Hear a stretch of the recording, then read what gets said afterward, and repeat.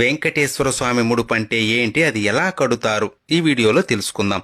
పిలిస్తే పలికే కలియుగ దైవం, కోట్లాది భక్తులకు ఇలవేల్పు, ఆపద మృక్కులవాడు, అనాథ రక్షకుడు, కొలిచిన వారికి కొంగు బంగారమైన ఆ శ్రీనివాసుడే కష్టాన్ని కడతేర్చే దైవమని భావించి స్వామివారికి తమ కోరికలు చెప్పుకొని ముడుపు కడతారు. స్వామివారికి ముడుపు శనివారం ఉదయం దీపారాధన చేసి ముందుగా వినాయకుడికి మీ కోరిక చెప్పి స్వామికి ముడుపు కడుతున్నాను, సంకల్పం నెరవేరాలి అని కోరుకుని ఒక తెల్లని బట్టకి పసుపు తడిపి ఆరబెట్టి బట్టకి 4 వైపులా కుంకుమ పెట్టి అందులో 11 రూపాయలు లేదా స్థాయిని బట్టి కొంత డబ్బును స్వామిని స్మరించుకుంటూ పెట్టి మీరు ఎందుకు ముడుపు కడుతున్నారో మనస్ఫూర్తిగా భక్తిగా స్వామికి చెప్పుకొని డబ్బు పెట్టిన పసుపు బట్టకి 3 ముడులు వేసి స్వామి ఫోటో లేదా ప్రతి ముందు పెట్టాలి.